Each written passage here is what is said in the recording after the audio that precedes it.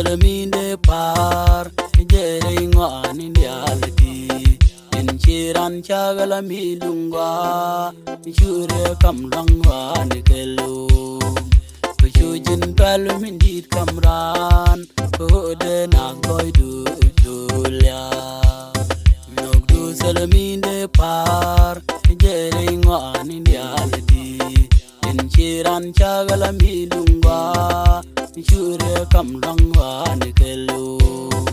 kujujin palu mindit kamran ode na goidu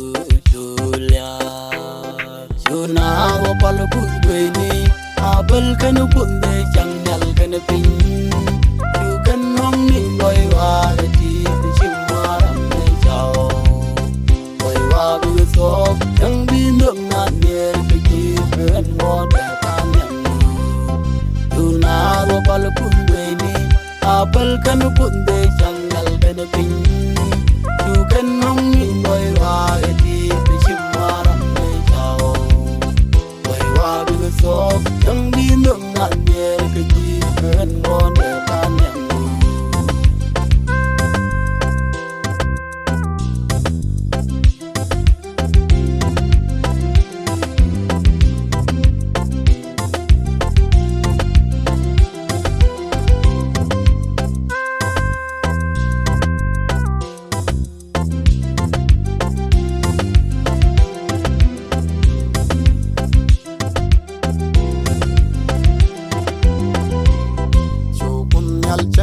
jak kejumu jak kata wano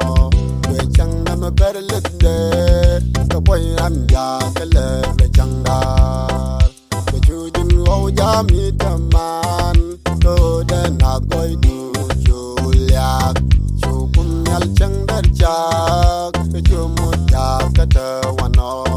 we chang nama berlede ke boy am jak kele we chang dar jami taman to de na goy du julia juna wo palu kudweni abel kanu punde jangal kanu pin you kan hong ni boy wa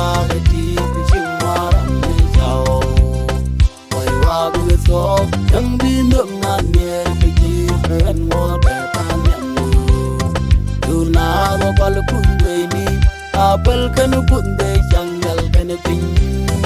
you kan hong ni boy wa ti chimaram me chao boy wa bu so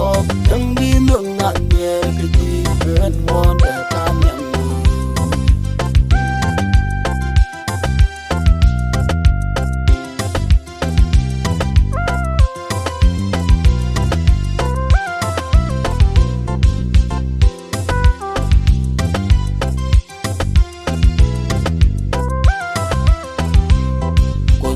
nung de min wa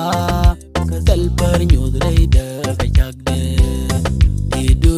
sal japar in sel par chang nya lama pin ashu wadu win mon tu siang to de na goi du la kos chuen nung de min wa kasal par nyud rei de kachak de idu sal japar in sel par chang nya lama pin ashu wadu win mon tu siang to de na goi du la shuna wo palu kudweni abel kanu punde jangal kanu pin